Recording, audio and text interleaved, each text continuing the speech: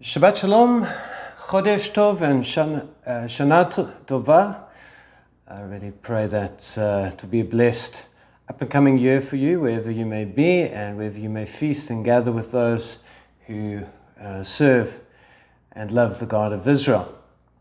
I'm reminded that we saw this when we were back in Exodus chapter 12, that to Moses it was said that the month of Aviv shall be the first of months for you.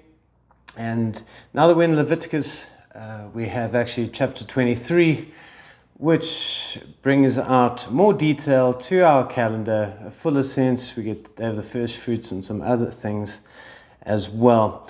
And I thought, in line with that, and us coming up to the season of Passover, or the Feast of Unleavened Bread, that we just talk about the distinction that we get within the Torah, within the law, between the Passover and the Feast of Unleavened Bread. And often it feels as though it's been eclipsed, that we don't really talk about the Feast of Unleavened Bread so much. Now, Nehemiah Gordon, he was very instrumental in showing that originally there was more of a separation between the two. In fact, there's no description really of the Feast of Passover or Passover week. Even descriptions like celebrate Passover or happy Passover. Karaites or scripturalists, those who are trying to go back to it is written, that Jewish community, they've also revived more of the talk of Chag HaMatzot, the Feast of Unleavened Bread, which Jewish people typically don't really use so much anymore. And so the first thing is just to note the distinction that actually happens within the Torah. You generally know that from Exodus chapter 1 through to 11, we have the historical narrative, but you distinctly see a separation between the Pesach rite and the Feast of Unleavened Bread when we get to Exodus chapter 12, and where Moses, he compiled the book, he put in various instructions. So verses 1 to 13 are very much about the Pesach. Verses 14 to 20, it shifts to the Feast of Unleavened Bread. Then verses 21 to 28, we see it back to the Passover. It's about the lamb, preparing the lamb and all of that. It goes to the historical narrative for a bit. We're going to read that a bit later. And then again, another passage about the Passover comes in from verses 42 to 50. And you'll see there it's about the lamb, it's more about foreigners and different elements of the instructions there. And then as we get to chapter 13, you have more on the Feast of Unleavened Bread. There's no mention of the lamb, but you've got this other term that's being used for this weekly structure that happens after the Pesach. And so I think it's important to let it shine, especially this week. I was just mindful of, everyone's been aware of the eclipse that happened in North America. And sometimes this happens when one dominates another, or we overemphasize something. Sometimes we don't quite see we don't quite let the other one shine. And I think we need to do this with regards to the Feast of Unleavened Bread. So, Passover passages, they seem to be from before the final plague, and the passages of the feast from after the event, and because of subsequent events connected to Israel's departure. And you'll also notice the use of rite, ceremony, and ordinance with regards to the Passover passages, whereas celebration and joy and feasting, those words are more connected with the Feast of Unleavened Bread. And we actually can see this distinction to understand the season with the subtle distinction in the days of Hezekiah and Ezra when they were reviving the season.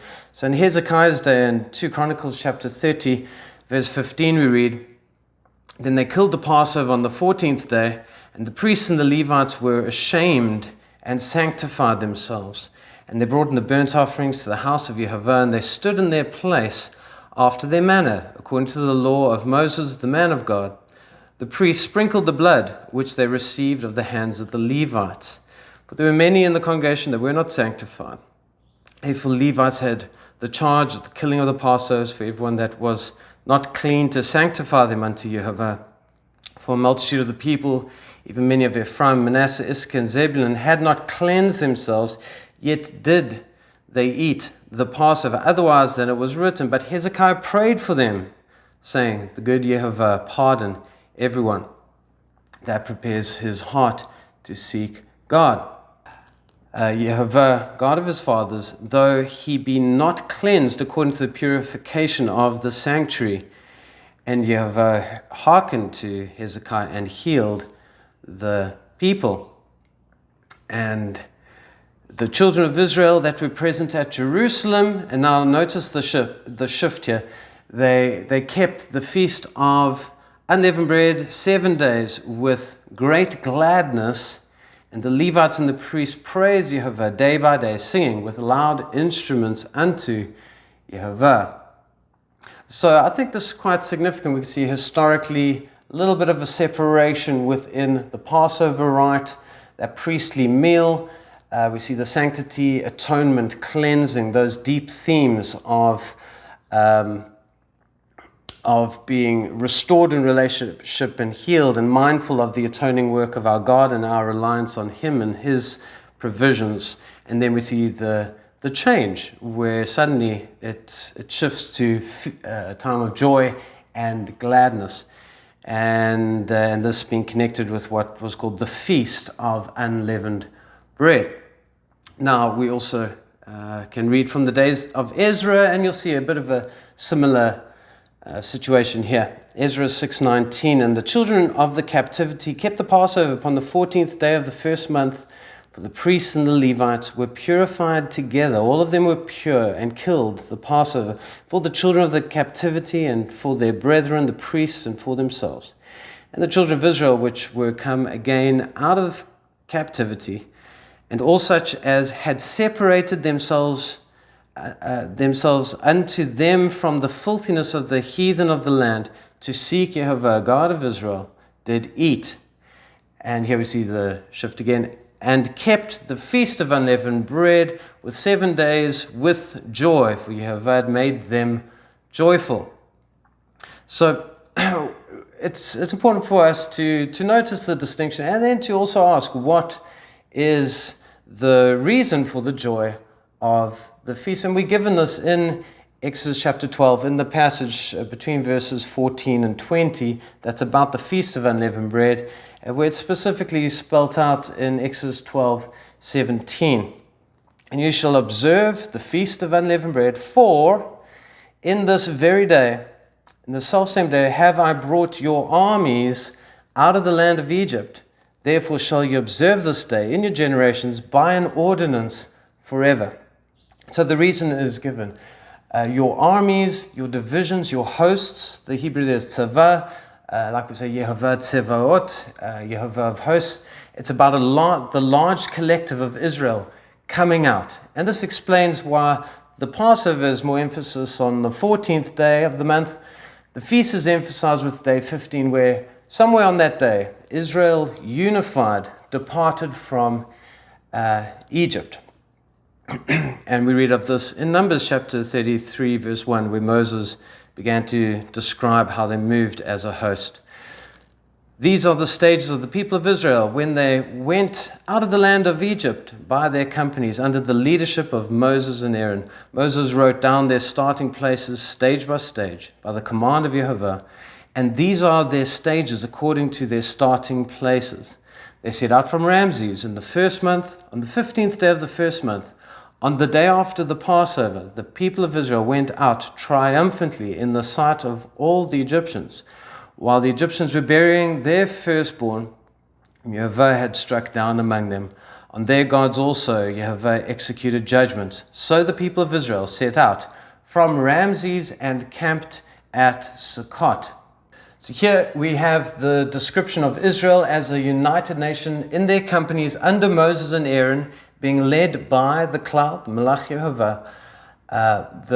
The beginnings of their journeying as a group is defined as beginning on the 15th, and again I must say that the eclipse of the Passover is so prevalent, as most of us have no idea of this whole historical reason for the joy and celebration of the feast. And Succoth was the first places recorded where Israel could pitch their tents. Since that night of the Pesach, this was the first place they could cook again. And we get this if we go back to Exodus 12 and we read in the historical narrative in the midst of all these Passover and Feast of Unleavened Bread instructions, when we get to verses 29 to 41, let's do verses 33 to 41. And so here we read about this. The Egyptians were urgent with the people to send them out of the land in haste, for they said, "We shall be dead." So the people took their dough before it was leavened, their kneading bowls being bound up in their cloaks on their shoulders. The people of Israel had also done as Moses told them, for they had asked the Egyptians for silver and gold, jewelry, and for clothing. And Jehovah had given the people favor in the sight of the Egyptians, so that they let them have what they asked.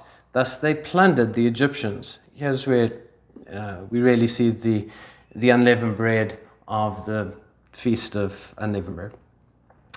And the people journeyed from Ramesses to Succoth, about 600,000 men on foot, women and children. So we get the idea of in their hosts. A mixed multitude also went up with them, and very much livestock, both flocks and herds.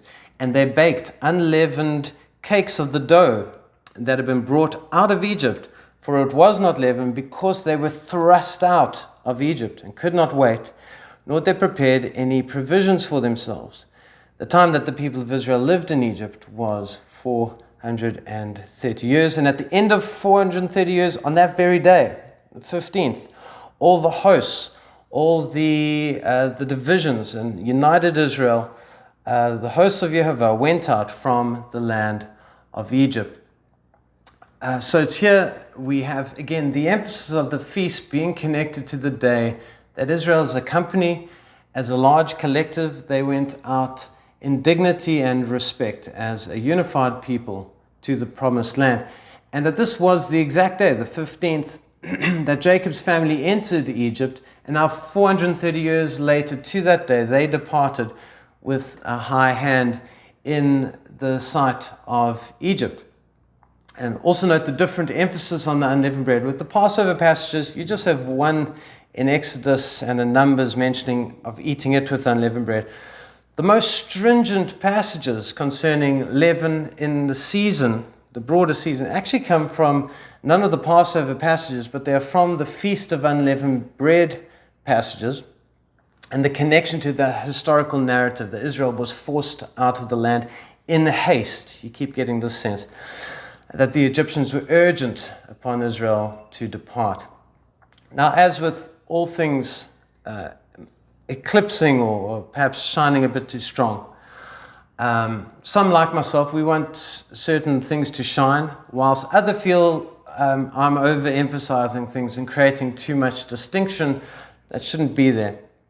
Nevertheless, these are important matters to meditate on. When we talk about women in ministry, children in ministry, the ethnic fleshly descendants of Jacob, foreigners, widows, orphans, kings, priests, it's important that all are given the honor due to each, and as our Father has esteemed, and that we get the right emphasis. Otherwise, we lose the order of things. When too dominant, another can't shine. When too passive, others become too dominant. The scriptures also very similar. In the season of our Messiah's redemption, I want to shout it from the rooftops that Yeshua is Messiah and that he is the King. However, we must also be aware of to what degree must this eclipse the law of Moses? Should it? So everything comes at a cost, and often it's not one or the other, as often it is both. But needing important laws for respecting each other, knowing where the one begins and the other one ends. And I believe it's similar. It's a similar thing with the Feast of Unleavened Bread, that it has its own unique, distinct historical reason for its joy and celebration. that yes, we were forced out of Egypt in haste, but we left as one, in order and with a high hand. And because of the sadness of the Lamb, we were set free. And so we have joy in our united departure, leaving not when Pharaoh said, but in accordance with the commandment of Jehovah from the cloud of his presence. Not just Moses and Aaron, but Messiah, according to my understanding, led us from Ramesses as well as a united nation. The saving work of our God through the Messiah is an ancient one. And as we head up to the season of our redemption, we're to remember how it was, how the ordinance was later given, and how through time we see distinction, but all testifying to one great story. Because of a lamb slain from the foundation of the world, the God of this world is defeated, and we are united in one body and one cup. And together we have joy on our path to a great promised land. I pray that you will be blessed as you head up to the Passover and the Feast of Unleavened Bread season.